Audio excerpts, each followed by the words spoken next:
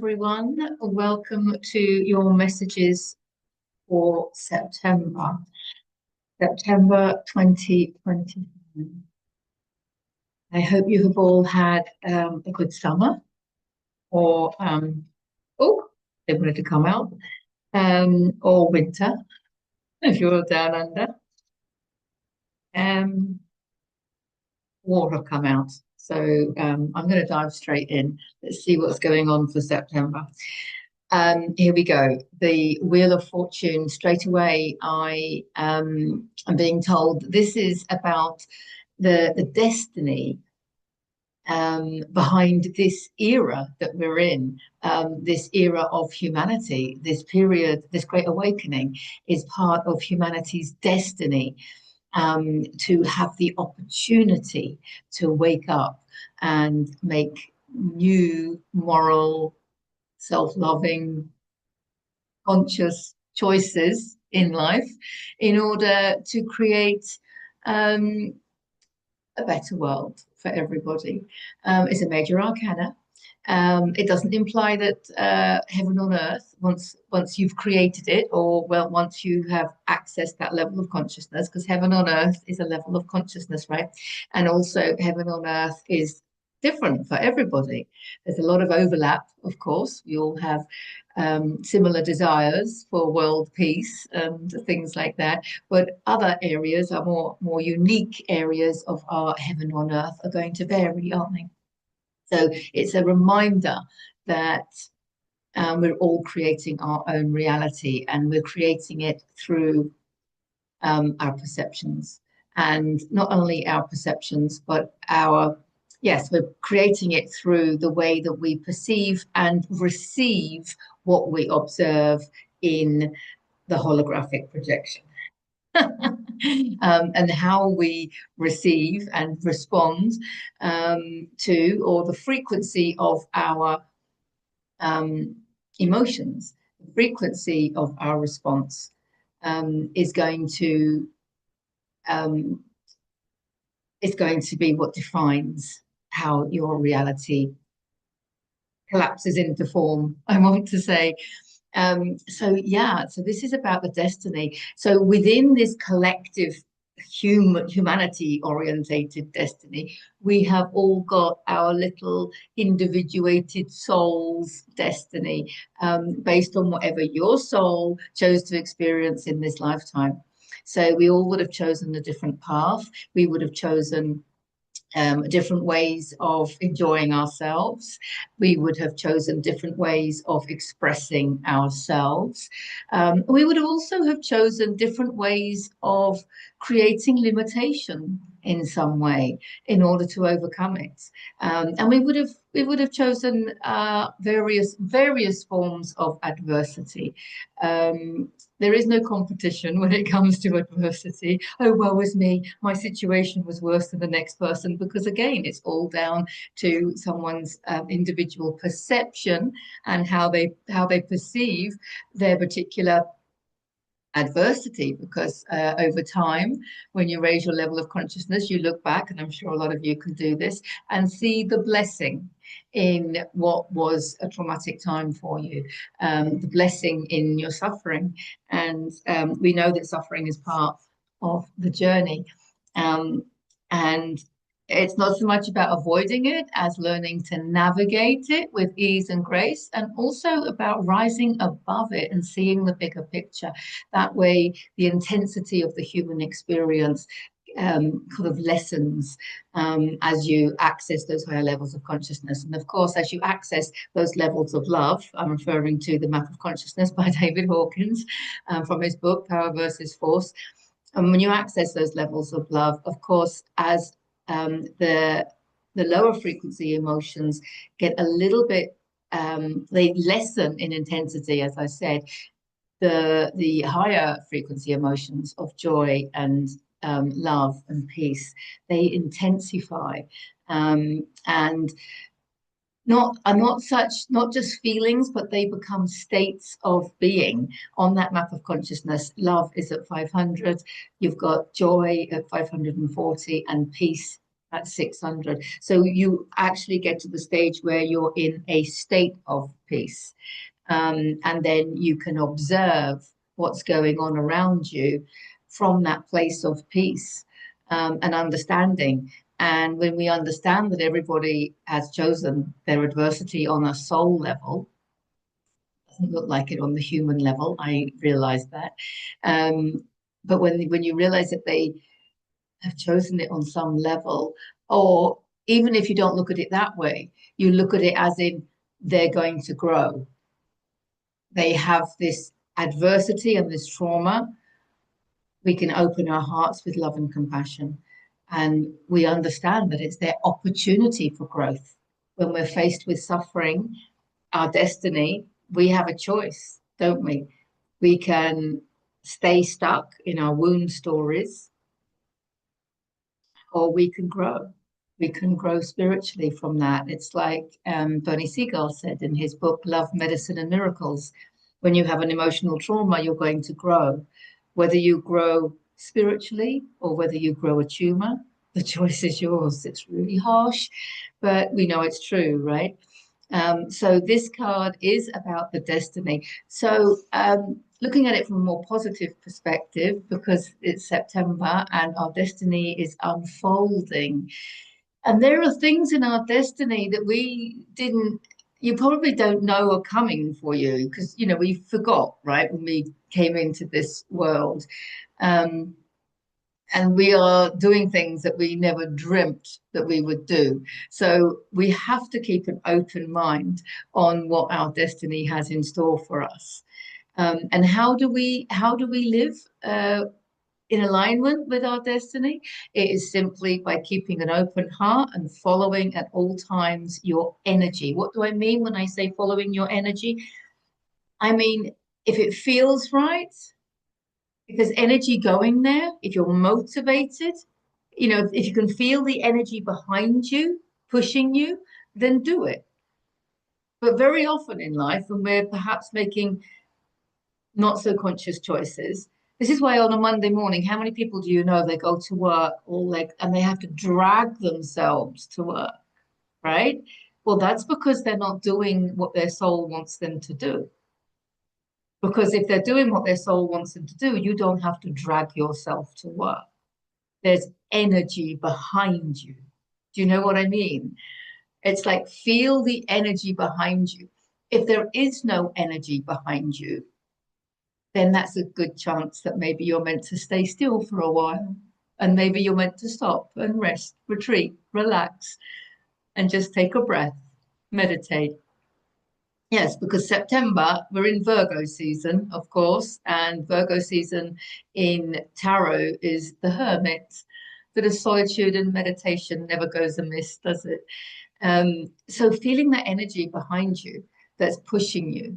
It's very sort of Ace of Wands as well, just pushing you forward. Because when you are inspired by something and you really love doing something, you'll find the energy, won't you? It's like you might stay up all night, you know, um, doing something, absorbing yourself in your favorite activity, whatever it may be. And it's not a problem to go without sleep or to do whatever because you're driven, right? You're motivated. It's because you've got the energy behind you, then you know that you're doing the right thing. Um, but when that energy is not there, that's when we need to reflect. Yes, and the King of Swords, they're face down until I turn them over, of course. The King of Swords, there's a transformation. He's reminding us that it's actually very logical. I mean, I'm talking about feeling the energy behind you, which is a right brain intuitive thing to do, right? And he is very left brain and logical.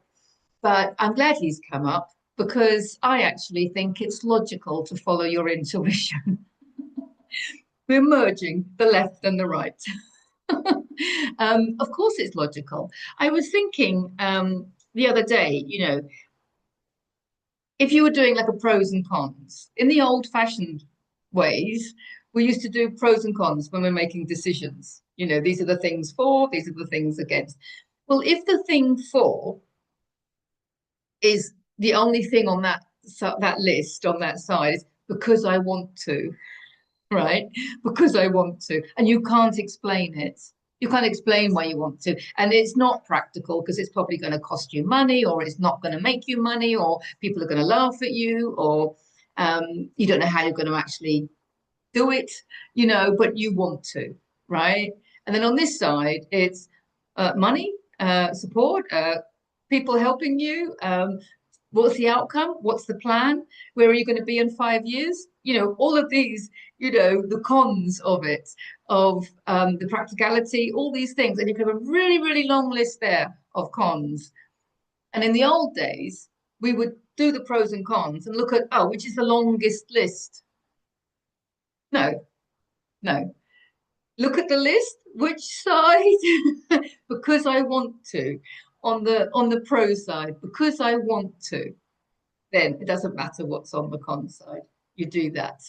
And it's the same, I think, with your to-do list. If you have a to-do list, I've always thought this, and I'm very methodical. I'm Virgo, so I'm very methodical. But if you have a to-do list, right, and there's things on that list that you that you want to do, obviously, and there's things on that list that you have to do, and there's things on that list that you probably don't want to do, right? And a lot of people will just start at the top, start at the top. That's what he would say, and just work your way down, right? Which can be good and could work for some people. There's something called delayed gratification and all of this, but also there's something to be said for inspiration. So I often will look at a list of things to be done and go for the one I like the most. I mean, there's two ways. You can do all the ones that you don't like so that you end up with the one that you like, right?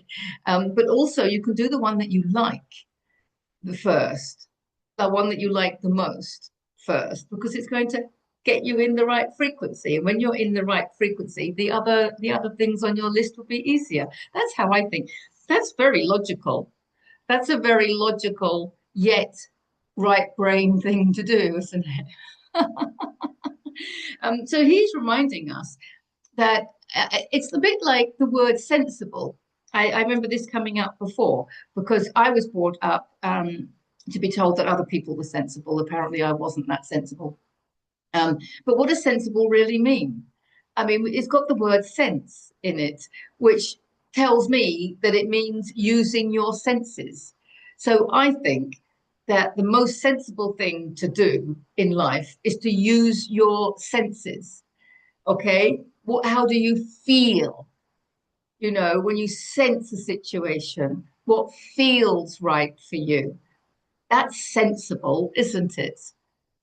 I mean, I was brought up to believe sensible was basically doing as you're told, not rocking the boat, and all those kind of things. Whereas I'm reclaiming that word now, and sensible to me now means using your senses, using your intuition, your sixth sense, using your sense of feeling, and touching what touches you, what calls you, and that to me is sensible. That's what he's saying, because the King of Swords is very sensible, right? And here we go. We have the Four of Pentacles. The Four of Pentacles is holding on a little bit too tightly to his money. He needs a lesson in energy flow because money is energy, isn't it? And we know that energy wants to flow. If you have a room that is closed and the windows are shut, it can be stuffy. What's the first thing you do when you walk into a stuffy room? Open the windows, let the air flow through. What do we keep saying about our emotions? If our emotions get stuck in our energy field, it causes malfunction and disease and illness, doesn't it? These trapped emotions. And what do we want to do? What do we do with the emotion code? It's about releasing it and letting the emotional energy flow. So we know that energy wants to flow. What happens in the water cycle? If you stop water and it goes stagnant, we know that bad things start growing in it. And we know that flowing water, I mean, animals in particular want to drink flowing water, don't they? I've noticed this with my dog. If there's a water flowing, that's where he wants to drink from, because on some level, instinctively, they know that flowing water is healthier. It's the same with money, basically. It wants to flow. I'm not suggesting that you spend every penny in your bank account, but I am suggesting that if there's something that you is on your to-do list, there's something that I want to do it, and it needs money, yes, then you need to spend the money on the what you want to do list. Because he is holding on a bit tightly. Now, there's a sort of a thin line between, spending frivolously, without caution, and also spending not holding back and not spending when we should be, kind of thing. So this is about being careful with your investments, I want to say, how you invest. And of course, for me, Pentacles isn't only money, it's time and energy, resources. So how you spend, and love, I want to say, how you spend your time, money, resources, and love. And your energy, basically, it's like following the energy, isn't it? How you use your energy, and making sure that you're using it for all the right reasons, and balancing. I want to say balancing energy. So you're using your energy for work. I want to put work in inverted commas because I think we're aiming for everybody just doing what they love. You know what they say, if you do what you love, then you don't have to do another day's work in your life, but you know what I mean. But yeah, balancing between family and friends and solitude. That's coming up again. Yes, so I think it's a bit of solitude in September needed. um and yeah, it's about balancing all of that, which doesn't surprise me because we've got the 10 of Cups, which is a family. It's a family. It could be your tribe, your community, or your blood family. But this is Happy Families card, and this has come after adversity. So there is a lot of focus on family at the moment, whether that be your extended family. If you have issues with your family at all, this is about understanding your soul choice to incarnate into that family. So if you're struggling at all to understand, why did I incarnate into this family, which a lot of people do, it's time for reflection. Maybe that's why you need solitude in September, to reflect on why your soul chose you to incarnate. Because what happens is that we choose the family that's going to give us the optimum opportunity to follow our destiny. And in order to find out, self-realize our destiny, very often we need to observe things that are similar to us, so that we can go, oh yes, that's what I like, and then you learn something about yourself. But also things that are not similar to us, things that are in contrast to the way we think, the things that we do, and we can look at that and go, no, that's not for me.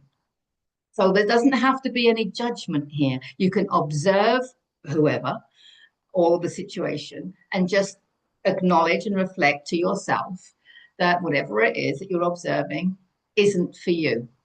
Well, that's great. You've learned something about yourself. You've learned that that isn't for you, so go and do what is for you. So it's okay to incarnate into families that don't think like you, because then you will learn how your soul has chosen to be in this lifetime.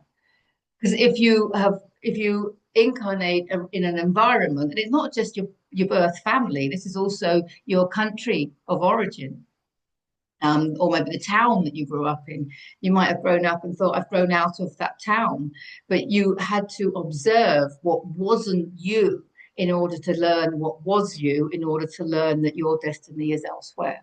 Do you see what I'm saying? But also, you could have around you the stuff that does support you.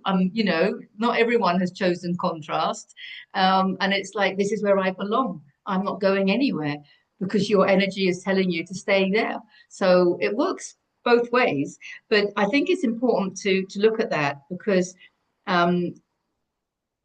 we can learn a lot about ourselves when we understand that it's our soul that has chosen this journey. What's that phrase that says nothing makes God laugh louder than a human with a plan? So the humans are running around making all these plans. You just think, what's the point if it's not your destiny? What's the point if your plan is not your destiny? the plan that you're making in your human experience. If it's not your destiny, then it just means you're going to struggle to bring that plan into reality. So it's much easier the stillness, to enjoy the stillness. Stillness is the access point to acceleration. So you're in the stillness, you're reflecting, you're meditating, and you are allowing your next step to come to you.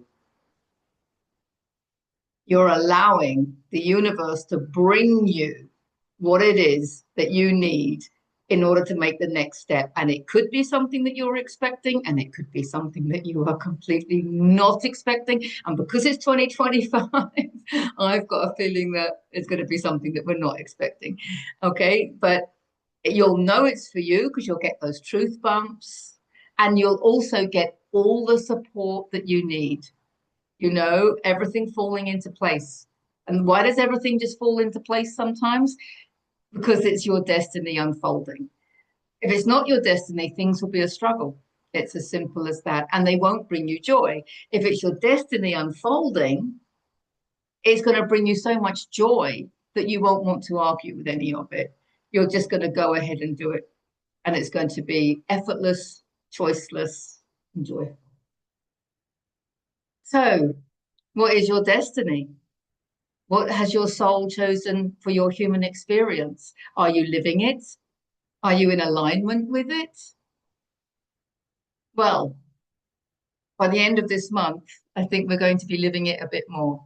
So by the end of September, I think we're going to be really seeing more about who we really are and what we came here to do. It's really about who we came here to be, but who we are is expressed through what we do, if that makes sense.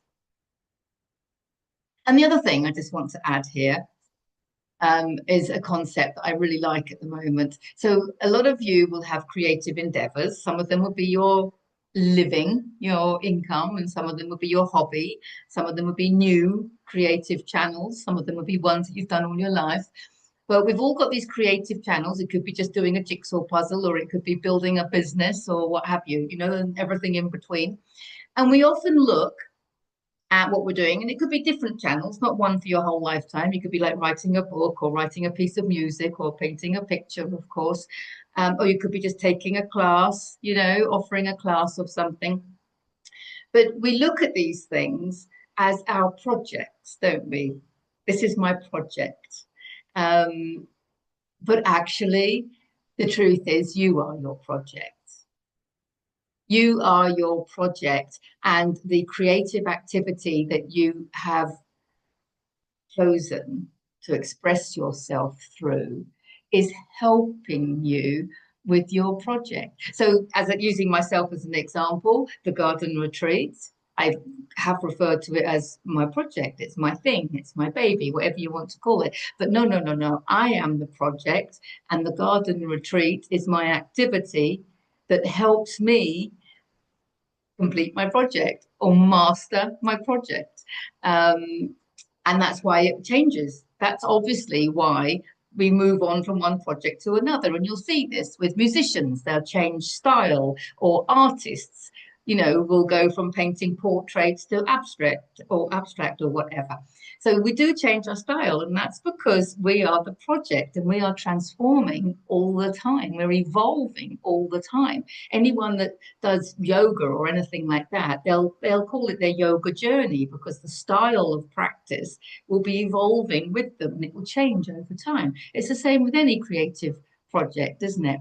So just remembering that you are the project, and whatever your creative activity is helping you with working on you. You are the job, the inner work that we're doing, the self-expression, okay? Creating channels of self-expression, being who we came here to be, and then doing what we came here to do in order to express who we came here to be.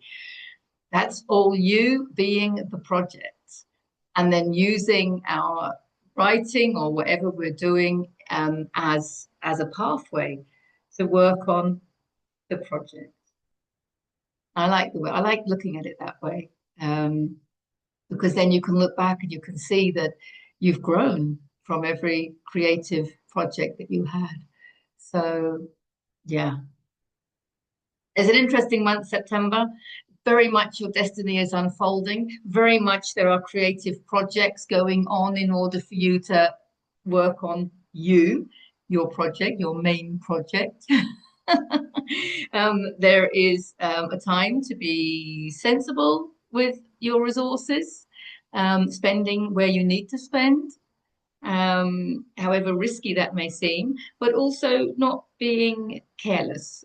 You know what they say when money flows through your fingers or something. So we've got to keep that balance there. If it's an investment in you, the project, then it's money well spent, resources well spent. Yeah, being a little bit logical with your intuition. I don't know. I like that. I find being intuitive a logical thing anyway. And happy families is use your family as an opportunity for growth. You don't have to actually interact with them. But if you have any triggers there or any differences, any contrasts, any judgments, then it's an opportunity for growth, isn't it? To work with those judgments and to reflect on them. Um, so, yes, and I think it's this is about spending time with the people around you that do support you and do love you, because cups is love. It's the water sign. It's emotional, emotionally fulfilling, spiritually guided. The rays show spiritual guidance. So it is about spending time, I think, with loved ones as well. Because I still want to say with our destiny unfolding isn't just a job. It's not just what we do for a living. No, our destiny is our relationships. Have you ever met someone and the earth moved? I know it sounds corny, but it happens. The angels start singing. So our relationships are also our destiny. The places that we choose to live in and those creative projects that we do, it's all part of our destiny. Um, I think the animals that cross our path are also our destiny. So yeah, it's all the whole human experience is our destiny. And I think our destiny is it's like the free will of our higher self. Because our humans don't know anything. And so it's the free will of our higher self. It's following that inner guidance, that intuition. That's why it's so logical to follow your intuition, because it is taking you to the desires of your higher self, which is basically what's putting you in alignment with your divinity. It enables you to express your divinity within your human experience, to express your God self within the human experience, to bring that level of Christ consciousness into the human experience. Because that's what we came here to do. Because, as I said in the beginning, the collective destiny is we're working together, as I know you know, to raise the consciousness level of humanity at this time. And as always, I get emotional when I think about what we're doing, because I think it's big, and I don't think we know the half of it. And every time you make a more conscious choice, every time you raise your frequency, every time you put yourself first, you take humanity to a higher place. And that's another one of the paradoxes. When you study like the quantum universe and stuff like that, there's a lot of paradoxes. And you know how people talk about like people at the bottom of the chart, the map of consciousness, people at the bottom of, we call it service to self, because they're selfish basically, and their world revolves around them, and they do everything for their own benefit.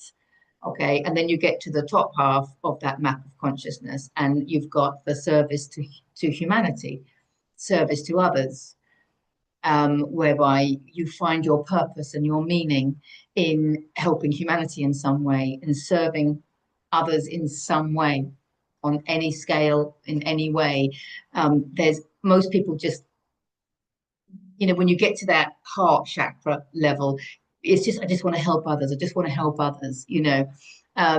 So you get to that service to others, which I think is really important. But then when you understand the quantum perspective, that there is only you, and that everything outside of you is a holographic projection of you, and that when you raise your frequency, then you raise the frequency of the collective. Like Rumi says, you're not just a drop in the ocean, you're the whole ocean in one drop. So you're not just a human being in the universe, you're the whole universe in one human being. So when you cleanse yourself, heal yourself, raise your frequency, you are literally raising the frequency of others and of humanity as a whole. When you cultivate and allow the peace that you are, the love that you are, the joy that you are to flow through you, that will create in your holographic projection more love, joy, and peace. And that's how we create world peace. But it actually comes from us. It's like serving the self again. It's like putting yourself first, because you understand that there is only you and that everything outside of you is a reflection of you. So the more that you do to love yourself and to find your joy, and to be able to keep the peace that you are in your heart at all times, regardless of what you're observing. When you can do that, then you are creating that outside of you, as within, so without, remember? So it is about loving yourself, putting yourself first, and making sure that you're in a state of peace and love as much as you can. About observing things without judgment, so that you don't create that judgment in what you're observing. So you're not putting yourself first in a selfish way. You're putting yourself first in an extremely conscious way. So that's a paradox. You actually move from service to self, service to humanity, and then back to service to self, but in a different way. If that makes sense. There's lots of paradoxes, aren't there, when you start looking at it on that deeper level. But that's for another video. Have a fantastic September. Absolutely love you all. Mwah, mwah, mwah. See you in the next video.